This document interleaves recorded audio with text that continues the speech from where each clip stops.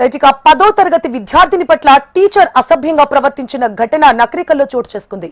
తమ కూతురిని టీచర్ వేధిస్తున్నాడని తల్లిదండ్రులు ఆగ్రహం వ్యక్తం చేశారు. గౌరవమైన ఉపాధ్యాయ వృత్తిలో ఉండి ఇలాంటి నీచమైన పనులకు పాల్పడిన టీచర్ పై కఠిన చర్యలు తీసుకోవాలని తల్లిదండ్రులు డిమాండ్ చేశారు. అతడిని తక్షణమే విధుల నుండి తొలగించాలని, చట్టపరంగా కఠిన చర్యలు తీసుకోవాలని విద్యాధికారులను ప్రభుత్వాన్ని డిమాండ్ చేశారు తల్లిదండ్రులు. ఈ మేరకు నకరికల్ పోలీస్ స్టేషన్లో సదరు ఉపాధ్యాయుడిపై ఫిర్యాదు నమోదు చేశారు. మా కూతురు జెడ్పిహెచ్ఎస్ హై స్కూల్లో చదువుతున్నారు. ఇంగ్లీష్ టీచర్ అనే వ్యక్తి 3 నెలల సంధి వేధిస్తుంది. మాకు తెలియదు ఈ విషయం. అన్నం తినట్లేదు. ఏంది బిడ్డ అంటే నైట్ 11ంటికి 3 నెలల తర్వాత చెప్పిన విషయం ఏమనగా, డాడీ మాకు ఇంగ్లీష్ టీచరు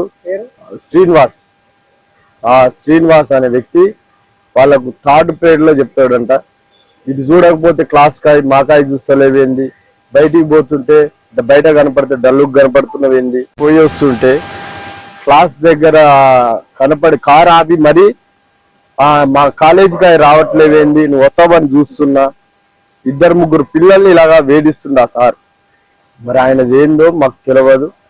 లేకపోతే ఆయన గవర్నమెంట్ టీచరా లేకపోతే ఒక గురువు అని దేవాలయాన్ని నమ్మి పంపిస్తాం. ఇటువంటి వ్యక్తిని మేము ఎంతవరకు చూడలేదు. మేము చదువుకున్నాం, మా కొడుకు వాళ్ళనే చదువుకున్నాం, అందరం చదువుకున్నాం.